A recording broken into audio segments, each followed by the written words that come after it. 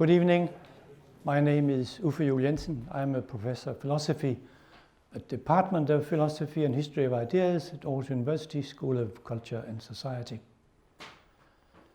I'm happy to be here tonight and to discuss an issue which is not directly related to my main field. You may think, but I think that it is actually, and I hope to show you that it is in other ways related to the field I have been concerned with for many years.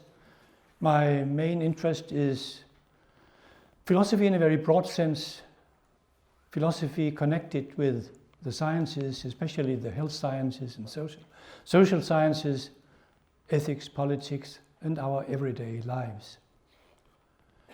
And my focus in these years is a topic which is easy to present in one simple sentence, but it's difficult to handle. A healthy society, a utopia, or a concrete possibility. Health is a very complicated concept. Health is more than absence of disease and illness. Health is also our ability or capability as individual beings or as communities or societies to manage problems, physical problems, psychological problems or challenges, social challenges, which limit our possibilities for develop our individuals and collective lives to flourish as human beings, as individuals, and together with others. This huge task, health as individual task and social tasks, are handled by states, of course, by nations, by international organizations. So it's an issue which is handled, or we try to handle, beyond borders, without borders, across borders. These days, the World Health Organization is becoming known even by any child in our country and any other country.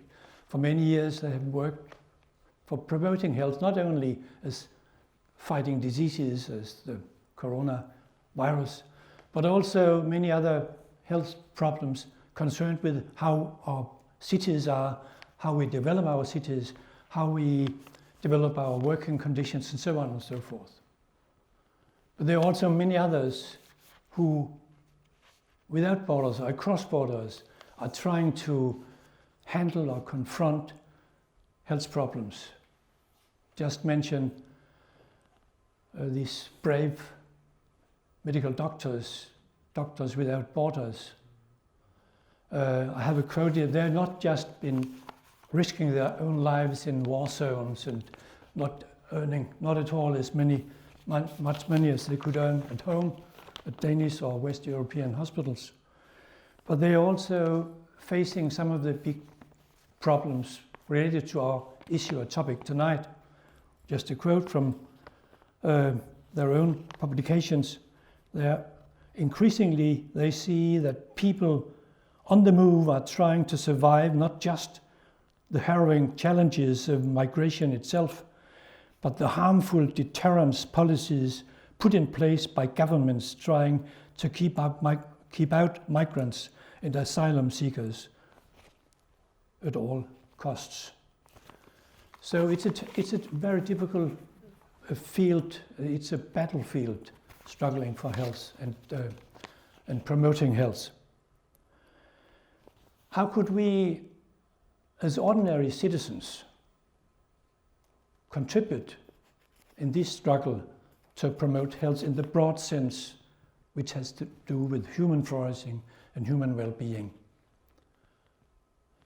And how could we, those of us who are experts and researchers and intellectuals, contribute in that struggle? Of course, we have a long tradition in our culture. Dialogue, you could say, between doctors and others who have been concerned with health and well-being, and philosophers and intellectuals in general. And we have some very nice and beautiful ideals of cosmopolitanism and humanism. And perhaps we should try to discuss also today if these old ideals, that they go back more than 2,000 years, 2,400, 2,500 years in our own culture, it has been difficult to realize these ideas throughout the centuries. But how today is it not even a more impossible task today? Diogenes in Danish, lived about 400 BC. It's told that he was asked once, "Where do you come from?" And his answer was very simple, "I am a citizen of the world." And what is important about his answer was that he didn't characterize or present himself by reference to his qualification as an able philosopher, or as an intellectual, or as a male person, or as a Greek, or whatever other ways you could present yourself, but by referring to what he shared with all other human beings. And he was a critic. He was criticizing his own society for stupidity, for corruption, and trying to pave ways also for different other ways to organize society. It's told that one time he went to the marketplace just enjoying the Greek sun, and Alexander the Great came to visit him. And he asked the philosopher, "What do you want from me?" And Diogenes answered, "Please move," because he was enjoying the sun and up came these shoots. Alexander the Great. "I just want to get the light." But he gave light himself. It was part of the stories, of course, that he didn't need refer to or be recognized by the emperor. And this ideal has survived and has been not reproduced, but many philosophers ever since have tried to revitalize his ideas. I'll mention a few afterwards. It was in the 16th, 17th century, in the 19th century, even in the 20th century. I talked at this festival just a few days ago about Martha Nussbaum, one of the leading philosophers today. And she's also one of those who has tried in all her career, in all her writings, to revitalize this old humanistic cosmopolitan idea or vision, which goes back to Diogenes. There are cosmopolitans today, of course, not only among philosophers. Some of us travel. Some do even travel business class, live on big hotels. We perhaps even go to meetings discussing humanism and cosmopolitanism. And those of us who are cosmopolitans in this modern sense rarely risk being stopped at gates or checkpoints, and we don't experience the kind of terror which ordinary people sometimes, especially of course refugees or black people or others, experience under certain conditions. So what could this old ideal of humanism say ordinary people today? How could it be vitalized so that it also became a part of an ordinary discussion or reflection on how to solve some of the problems we are confronted with in our societies today, in the world today?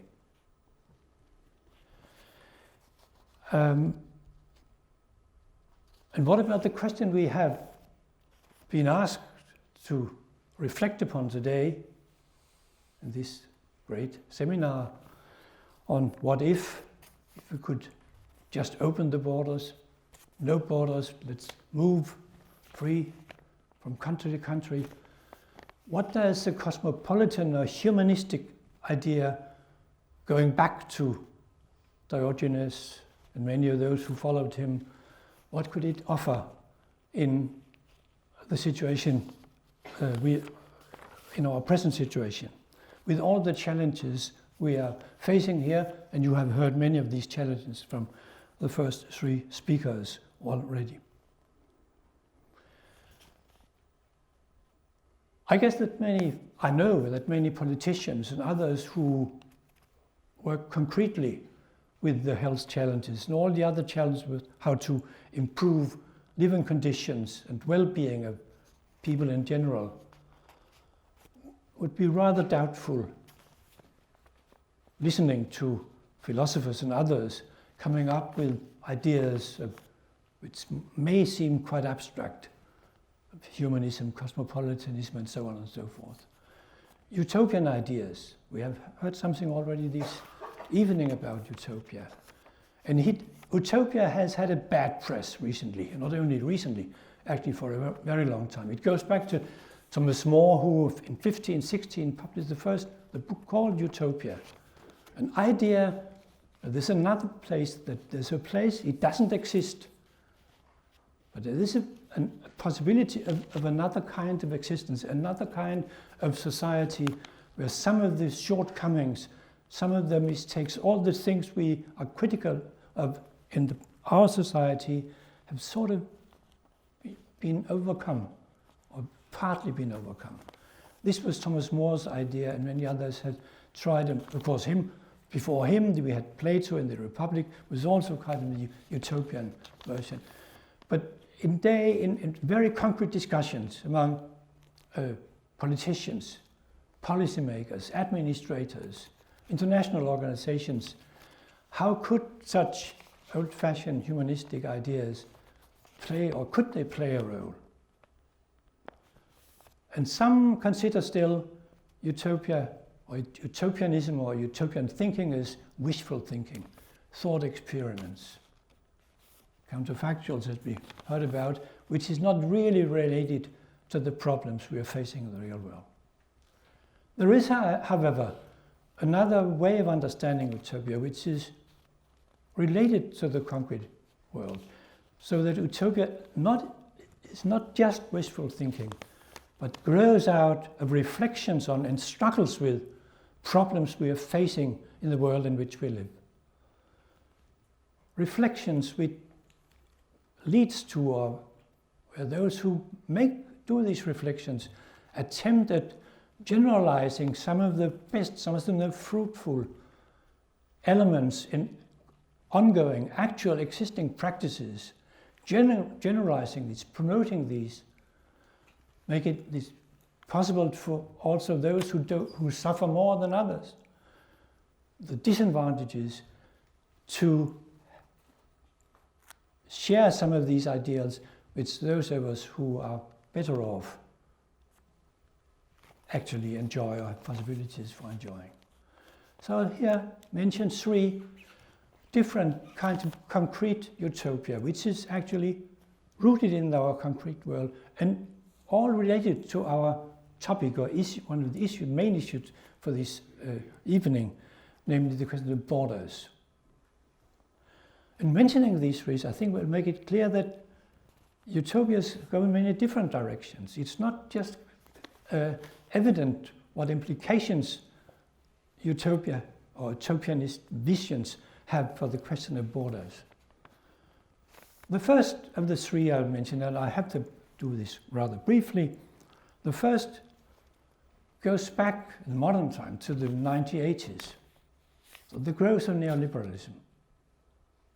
This is also a kind of utopianism, the idea that the kind of relationship we have with the marketplace, there are those who own the means of production, and there are those who have to sell their capabilities for work, and they make a contract. Okay, we have the trade unions to take part in that, but this is a relation we all know. And this first kind of utopianism I mentioned here is the idea that we should just extend this kind of contract, which we of course know within our own borders and within any other nation state, such that those who own the means of production could make contracts with people from all over the world. So why should there be borders? Why should there be trade unions who try to interrupt or go into try to prohibit some of these negotiations or contracts being made with people in Africa or Asia, wherever it is? I think we all know about these conflicts we have been discussing the last 20, 30 years. This is a vision of the market and the market relation as a utopia. And this makes it clear also that if we adopt that kind of utopianism or utopianist thinking, then it would also be a world without borders. So let's move to the second one. The European Union is a utopia. Of course, when we read the document from the EU, it's not presented as philosophical vision of a utopia. But there are lots of people also within the European Union, the movement behind the European Union, philosophers and intellectuals, who clearly have articulated as a kind of utopia. Being critical to the first utopia of the just simple market relationship. No, especially after 1990, after the fall of the wall, after the integration of East European states, the broadening. Here we have a model, some have argued, for a kind of emerging, growing cosmopolitanism. Not something imposed, but growing slowly by showing a good example for other European countries, for all over the world. So there will be borderlands, there are no fixed limits. There will be borderlands around. Slowly would the world perhaps learn from this kind of European experience. And there are not many of those who have been active in this, the building of the European Union, who have referred to many of the great philosophers, great spokesperson in my profession, Immanuel Kant, for example, and his ideas exactly of Europe as the European Enlightenment as the embodiment of the most beautiful and strongest ideals. But these aspirations and hopes many had, perhaps still in 2005, 6, 7, where are we today? When we watch TV in the evening, the border between Greece and Turkey, and so all these struggles there. How should we assess this cosmopolitan utopianism built into the European Union of broadening a European vision and building down borders? Now we have having to fight, it was said by our own foreign minister, have to struggle to fight to defend our borders. So new borders are being built. So it's difficult, it's two completely different visions, but they are still a part of our discourses and life in these years. And the third one, this is in a way the oldest, really taking the political philosophers from this cosmopolitan tradition really seriously, saying that, okay, that which we know how we regulate nation states. We have laws.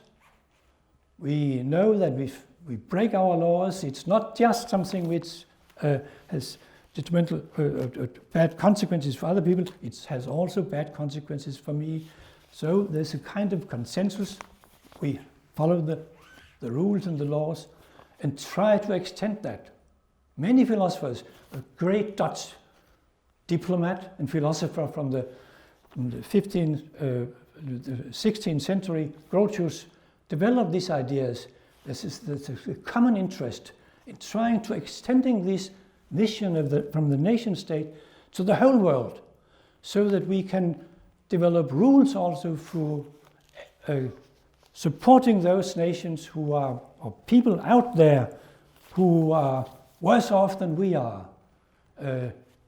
Develop these ideas of rights we have developed in Europe, extend it to all over the world. Kant took that up also in his idea of extending a cosmopolitanism and vision of a perpetual peace in the world. But where are we today? We know that the spokesperson of this, the many mighties and philosophers who argue fiercely for that. But we also know all the problems when these visions, where we try to, or politicians and others try to implement these ideas in the world filled up with struggle and characterized by inequality, injustice, poverty.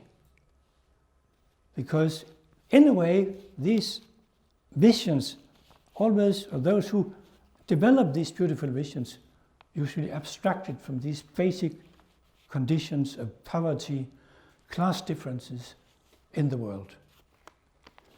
So we have a challenge, and I'll finally quote or mention a person who has experienced some of these struggles, if not on his own body, then on his own professional work.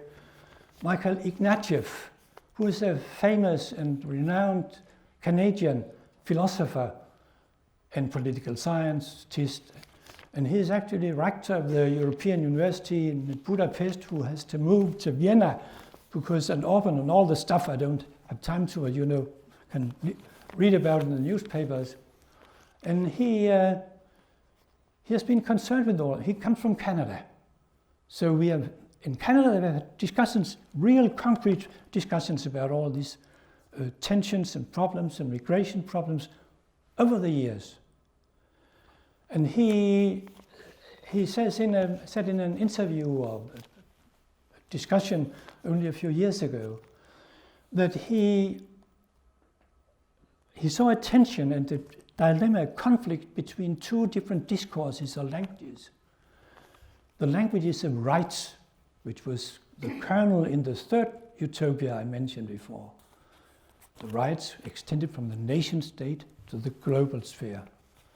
We have this, and he says this is an elitist language, or it's at least the way it's conceived by ordinary people. Up there, people are defining rights.